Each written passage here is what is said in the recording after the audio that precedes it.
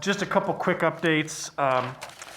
The OSHA's emergency temporary standard, if you didn't see the news last week, U.S. Supreme Court chose not to uphold the mandate. So we are not looking at a vaccine mandate for employers with 100 individuals or more.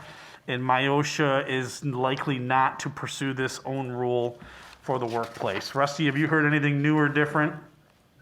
No, the only thing that is clarification on that is that it does not apply to government contractors. They're still required to do the vaccine. The Supreme Court said that was constitutional. And then, how does that, so that was the private mandate, but how does that reflect school districts' ability? Can we issue I'll see you at 6:30. mandates?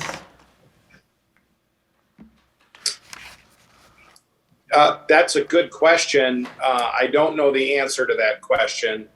I'm not sure that the Supreme Court dealt with schools in particular, other than the federal government mandating a certain size of employers. So Yeah. the question may be different as to whether or not a school district could do it. Yeah, and I my understanding is it only applies to Head Start. That's in the kind of the somewhat, it's not quite the K-12 area, but then also to the healthcare industry. So at this point, based on what Anya Lusk, our Assistant Superintendent of HR Legal, said, we should not have to, we do not anticipate there being any kind of a mandate that's going to impact us. But can we issue a mandate? Can we issue our own vaccine mandate? I believe we can, but that's something we'd want to connect with Dr. Roby about, and there's certainly. I'm not suggesting that. Okay. Asking if we have the permission. Yeah, there are some districts that already got out. I believe this Detroit Public Schools, I believe, was one that was requiring vaccines because they anticipated it was going to be mandated anyway. But let me do a follow-up on that because I'm not entirely sure. And it's a question, not a suggestion. Okay. So I just want to make sure. Buckle up. Yeah, right. The good news, so probably the best news we've seen is from the Consensus Revenue Estimating Conference, where we're looking at a 4.5 billion with a B surplus in the school aid fund. And so the governor is expected to use the revenue projections to build her executive budget, which comes in early February, right, Rusty? There's a lot of ideas on how to spend this, and we'll talk about that a little bit more in the next couple slides here.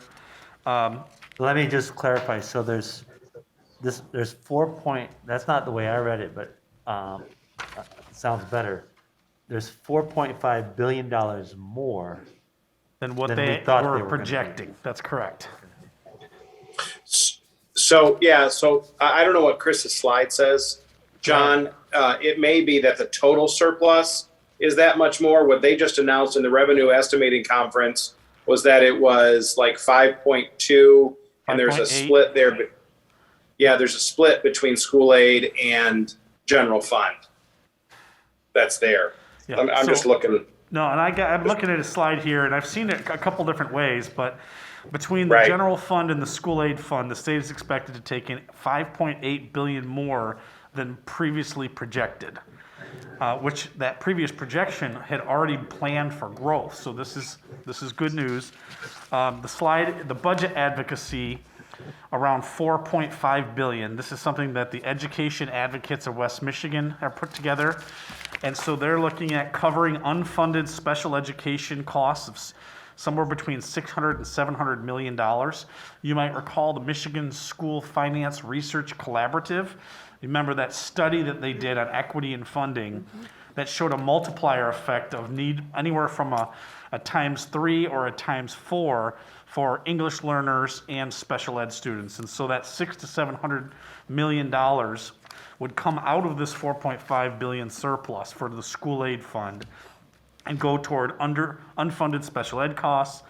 $1,000 per pupil increase would be 1.5 billion. Covering the the Michigan Department of Education's teacher attraction proposal, which I'm going to talk about in a second, is $500 million. Doubling the at-risk funding, which would cost $530 million. Invest in MIPSers, which would be $1 billion. And then reserve fund, in case the economy is not as strong, would be $400 million in reserves. That's what the education advocates of West Michigan have put together as their points. And that's something that, so we're going to want to tighten this up and what we want to do, but what we've done historically is aligned our advocacy with the education advocates of West Michigan, which again is Chris Glass. John, can you tell me where is this extra money coming from? It's coming from tax collections. You have a fair amount of, and if you, well, hold on for a second, I'll pull this up. But in essence, or in short, here, I have it right here. Kathy, give me just a second.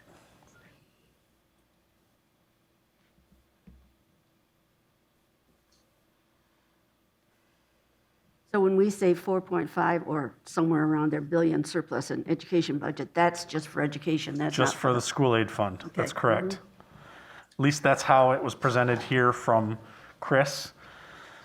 But the record there's a record growth in baseline revenue came in 2021, fueling the significant surplus in funds the state has. Yeah, what you're essentially saying is both surplus or stimulus funds that were initially brought out and the checks were sent. Now you've got the state spending on a regular basis some of those federal funds. Now, arguably not as fast as some would like. I get that, but what you're seeing is a pretty robust economic activity going on right now. Drive by a used car or drive by a car lot or a used car lot and see what the prices are, and that'll tell you what things are happening. And that is really driving that increase. Sales tax is a huge part of the school aid fund, so is obviously from purchasing, and the general fund is the income tax and other items, and everything is just up right now. Yep. Consumers continue to increase spending on taxable goods. This is a trend that is reversing the pre-pandemic behavior, according to this slide. So the consumption tax, the business tax payments have increased significantly. At one point, business tax collections were negative in Michigan due to tax credits under the MBT. So we just have a lot of spending, a lot of revenue, a lot of purchasing happening that affects the state sales tax, and we get 2 cents of that 6 cents per dollar sales tax. And so like this money that we're supposed to be getting now because of the infrastructure, that is all excess money, correct? In terms of the infrastructure bill that's supposed to, Yeah. This is essentially just state revenues. Oh, okay, This isn't okay. federal dollars. okay, all right, okay. Which the state is sitting on a fair amount of those federal funds as well. So this is Yes.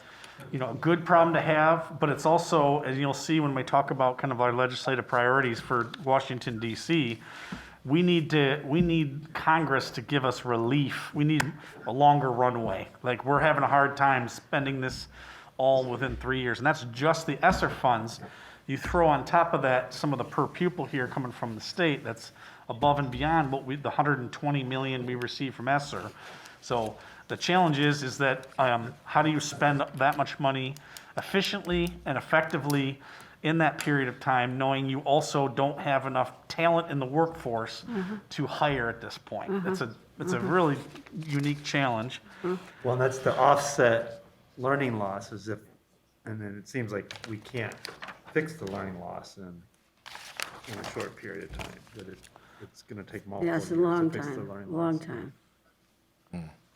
So the other thing that Chris has in here was this educator workforce investments. So, and I'm going to email you all a copy of this letter that was sent by the state school board to legislative leaders advocating for the legislature to adopt a proposal that's focused on the educator workforce. And you might remember your number one, or at least your top listed priority, is comprehensive educator and support staff workforce development.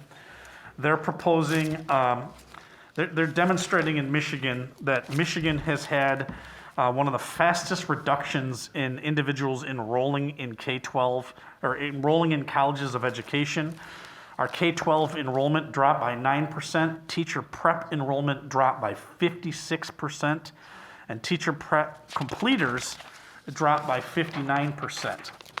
Overall, Michigan's teacher shortage started before COVID. We've seen a 70.9% decline between 2006 and 2019. So this didn't just happen overnight. It's just been 71% decline in teacher preparation enrollment.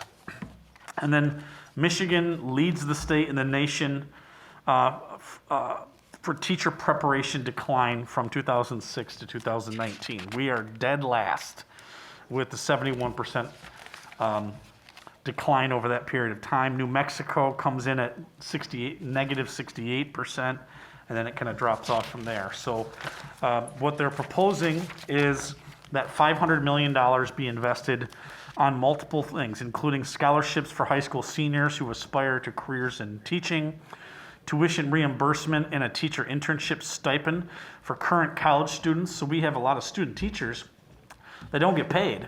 And so we actually are in conversation with Michigan State and a couple other universities about almost like an apprenticeship-like program where there would be stipends for those students to do their student teaching with us, and then working on kind of that pipeline where once they're done, they get we get first right of refusal to hire. Now, John, doesn't Michigan State have this 1 year of student teaching where you get a stipend for doing that after 4 years of your College of Ed? Not that I'm aware of. I know we're working on a potential pipeline program in partnership with them and GRCC, but we would have to fund the stipend, which would be $10,000 per student teacher. So not that I'm aware of, but we'll have to I look just at- think that was part of their teacher education program, that they had this, where I you were in the don't classroom know for 2 those years before you details. became a full-fledged teacher, but Yeah. that might have gone to the wayside, a lot of other things have. The other part of the proposal would be grants to districts for grow your own programs. Fortunately, we have the Academy of Teaching and Learning. We have Teach GR, which is another MDE funded pipeline program. So we have some things in place to try to foster these. This other would provide grants to districts or directly to teacher candidates for paid teacher internships, loan repayment for recently certified college graduates, support movement into the profession for individuals who completed the preparation programs but did not obtain a teaching certificate. They're actually looking to target individuals who had once enrolled in colleges of ed and try to recruit them to finish their degree and get their teaching certification. And then easing restrictions on accepting teacher licenses from other states. So there's just to name a few of what they're proposing to do.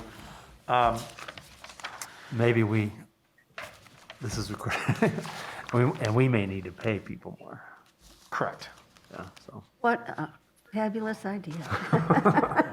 So I just realized that we only have 2 minutes left with Chris. Oh. I mean, with Rusty, yep. So, Rusty, you want to, I know a lot of what we're hearing is this is election year, so the budget's gonna have some action, but we shouldn't hold our breath too much for a lot of legislative action. The one, Rusty, we're holding our breath for is Senate Bill 664, that seat time flexibility. Yep. Yeah, where are we? You guys are at 5 days? We are at 5 days. We did 2 wellness days, 1 snow day, and then 2 days that didn't meet the 75% average daily attendance. And the wellness days are ones that we canceled? We canceled those, yep. Got it. But there are days in there where we just didn't meet the threshold, so we had school, but Correct. didn't meet the number. Correct. So Got it. that's what changed? Is that what So needs what to be changed? our option is we appeal to the state superintendent who can grant us up to 3 additional days. So that would probably be the first approach. The second, if it goes beyond, if we need more than the 9, then we need legislative relief. Yep. And I would say, just in anticipating as you guys consider how things happen, days where you don't hit the 75 but you still have school probably would be the first line that you would be able to get some relief on. If you had school and didn't meet the threshold, I mean, I'm just guessing here. Yeah. But as I think about things, those may be the days that you're able to get legislative relief on, as opposed to days you shut down. Whether that's right or wrong is not Right. necessarily the issue here, but I'm just trying to give you a sense of what I think is happening. Yeah. That I seems agree. like, in a pandemic, a reasonable thing. Rusty, before you go, is there going Yeah. to be political pressure to steer some of that budget surplus to other uses, like under the Snyder administration, such as higher ed or other general fund concerns? Yeah, you mean in terms of the school aid fund dollars? Yeah, pressure to, since it's so high that people put pressure to spend it elsewhere? Yeah, I mean, I think you're going to see them continue to try to spend school aid dollars on higher ed and community colleges. And if there is a large surplus and they're going to do increases, some of those increases would come from the school aid fund as well. You're in a position now where I think the difficulty is, this was under the last 2 years of the Granholm administration when this started. It went all through the Snyder administration, and now Governor Whitmer is using it as well. It now ceases to become sort of a partisan issue, and it is just a sort of a process issue. It is because it's always been there. It gets harder and harder every year, I think, to get that out of there. So there'll be a lot of work to. Probably, and to Rusty's point, probably a fair amount of pressure by community colleges and the higher ed to use some of those dollars. And Rusty, I can't remember, at one point, they were not receiving as much of an increase that they were asking for in the last couple of years. The higher ed. They've only gotten a 1% increase over the last couple of years. Right. So chances are they're going to come and say, let's get a rate of inflation or something similar increase. Yeah. Yep. And the question will be, I think our point is, you should fund higher ed, but fund it out of your general fund surpluses, not your school aid purposes. Don't increase the percentage of dollars coming out of the school aid fund for higher ed. Okay. All right, Rusty, last thing you got, and I'm going to shift away from the legislative update, legislative lunch planning. We've got our legislative luncheon coming up February 4th from noon to 1 at GRPS University. Anything else you want to add, Rusty? No, I just want to let everybody know that in the middle of December, we got invitations out to everyone. Chloe sent another invitation out this week. When we get the RSVPs back this week, I will be making personal calls to all the legislators asking them to attend. That's great. What was that date again? Friday, February 4th. And the student representatives are confirmed, and I will be working with the student reps on their presentation, because we're going to have them do a good amount of the speaking. And then I think between now and then, I'll get with Chris and Rusty, and we'll dial in what is going to be our asks. And I think based on this conversation, you probably have a good idea of what our priority focus is going to be on the budget and on this seat time flexibility. Some of the other stuff we can certainly push a little, and this educator recruitment plan, which has got a fair amount of legs to it from what I can see. There seems to be bipartisan support for a fair amount. I'd agree with that. Because this isn't just impacting us, like in Grand Rapids. You've got a lot of Republican red districts, particularly in northern Michigan and the Upper Peninsula, where they're fighting for every last warm body they can get to come teach.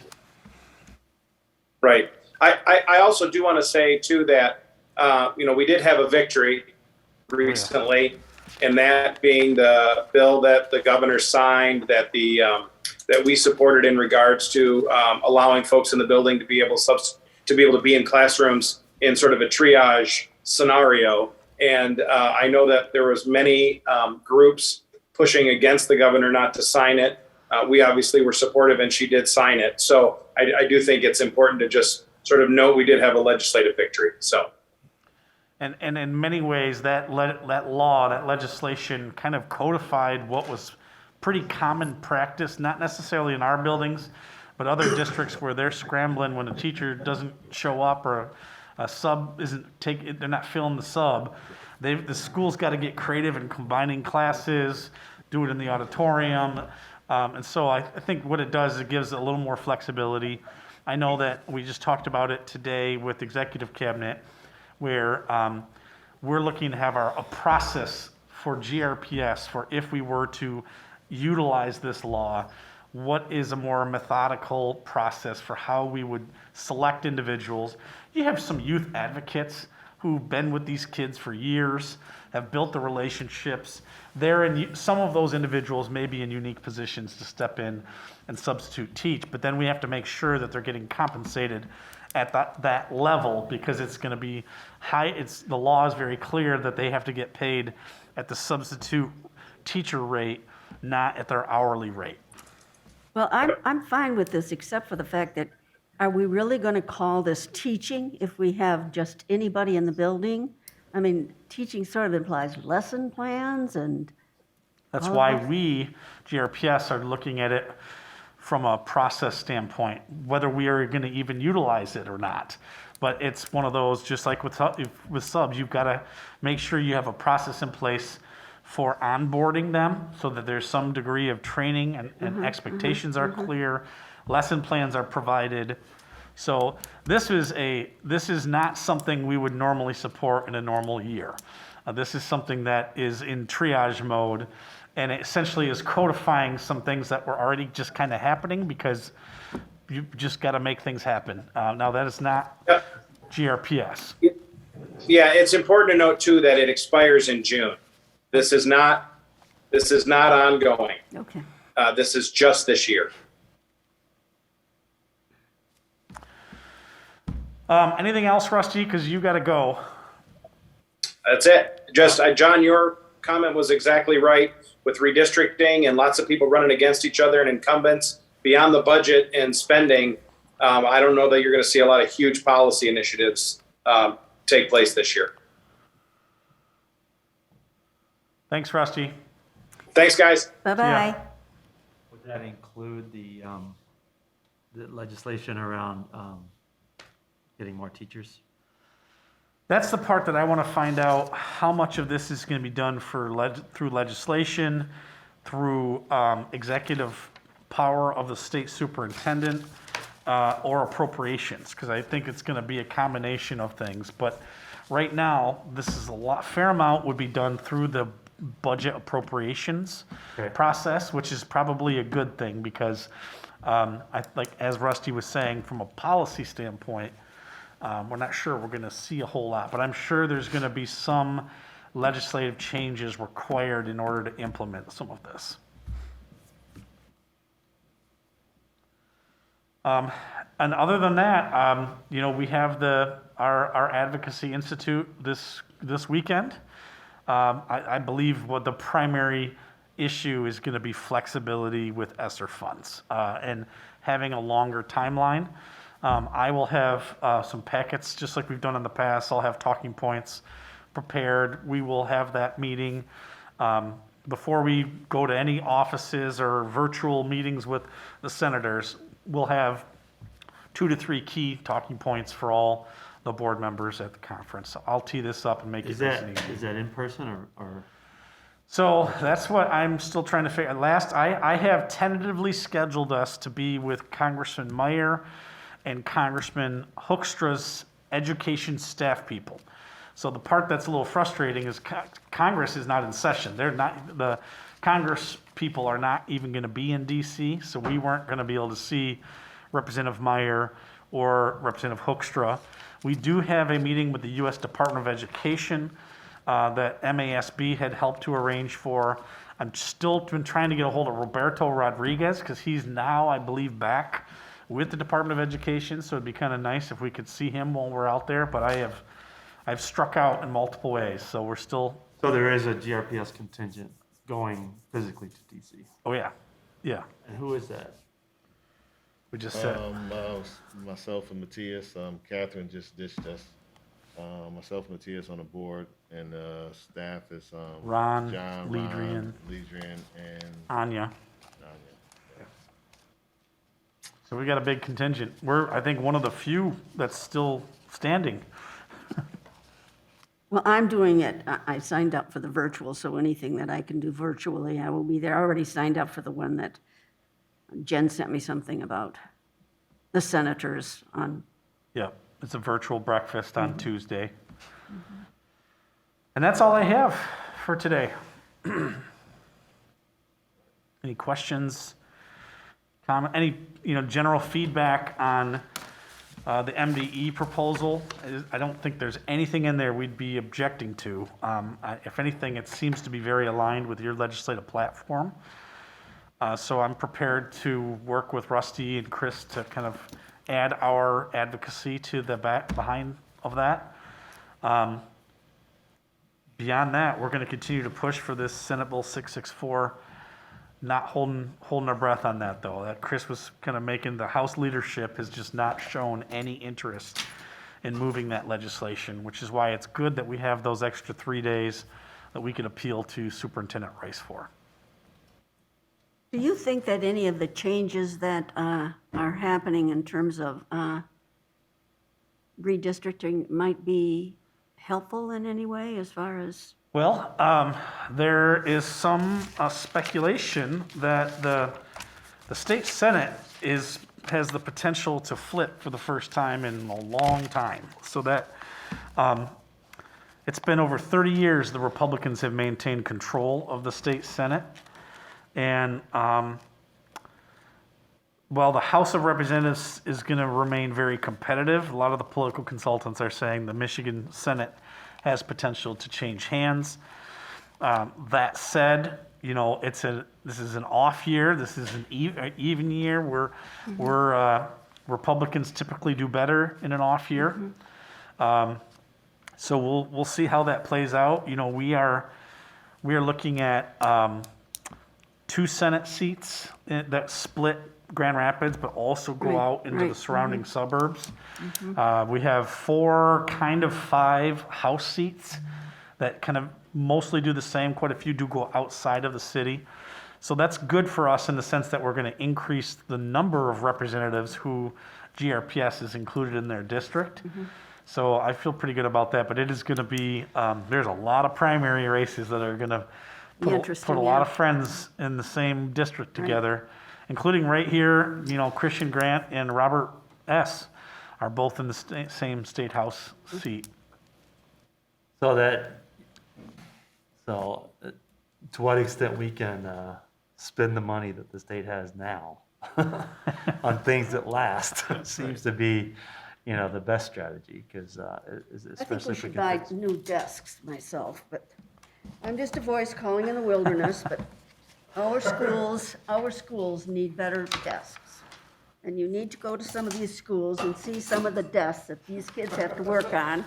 I know it's petty, but if I had a kid working at a desk that some of these kids have to work at, and when we talk about, equality and equity, desks should be a part of that, Just nod at me, that's what people do all the time. I'm just adding in the list of all the things. Well, you said we have to, equity, well, desks should be yes, it is, it should be. But it's like, we have this money, and we need to spend it on things that might last, and desks can last if you buy good ones and people take care of them, but, when the desk has been in the school for 25 years, you can expect a little wear and tear, and so I'm voting for desks. Okay, make sure We're good? Chris knows that. So anyway, yeah, I think that we're closed. Thank you.